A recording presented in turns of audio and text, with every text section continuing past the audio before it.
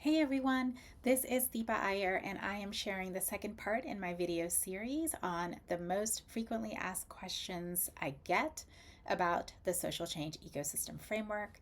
Last time we talked about the characteristics of strong social change ecosystems, and we answered the question, is it me or is it the ecosystem? Today, the question is, does an ecosystem need every single role to be played in order to be effective? Or, in the spirit of this summer, if social change is like a team sport, what positions need to be on the field? And the answer is it depends on our responses to four questions. Yes, there's always a process. Question one, what do people most directly impacted actually need? Question two, who else is already meeting those needs and where are the gaps? Question three, given those gaps, what roles should our ecosystem play? And then finally, how do we recruit people, organize ourselves, and build the infrastructure needed to play those roles effectively and sustainably? These questions can help us get in right relationship between our roles and our community's needs.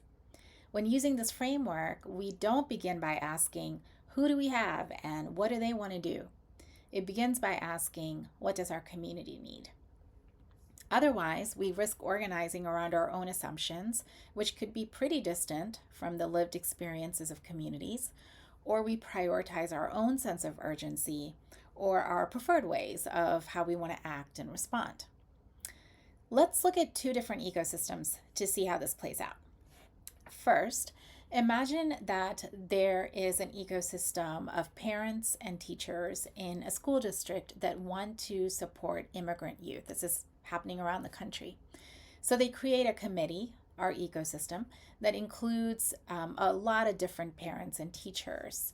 And they decide to first conduct informal listening sessions, and a ton of issues are coming out. The committee maps other groups in the school district who are also supporting immigrant families, and they find out that while a lot of needs are supported, one area remains unaddressed: access to know your rights information in multiple languages and immediate legal support. This awareness helps the committee decide which roles are needed within its ecosystem.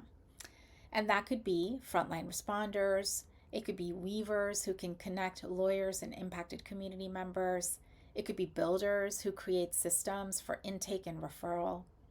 Once the committee knows which roles are needed, it can then recruit people into those roles.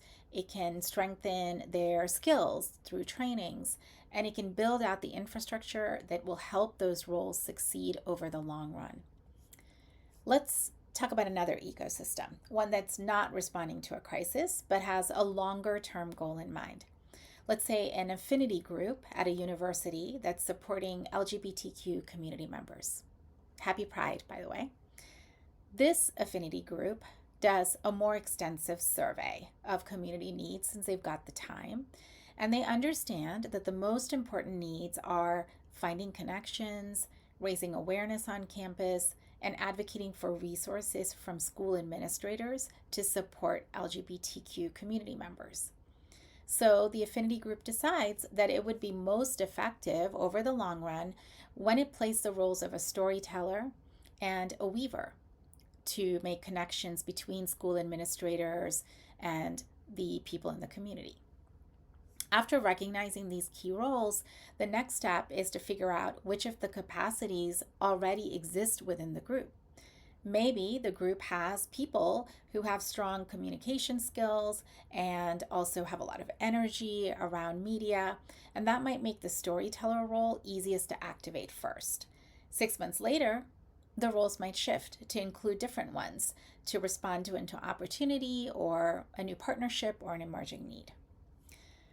So the lesson here is that effective ecosystems don't start with roles. They start with discovering community needs and mapping who is doing what. The right roles will emerge from that cycle of discovery and responsiveness, and it's a feedback loop that should happen over and again as we organize. That's it for this particular session. I want to thank you for being here. Thank you for listening, and let me know if this sparks any additional questions.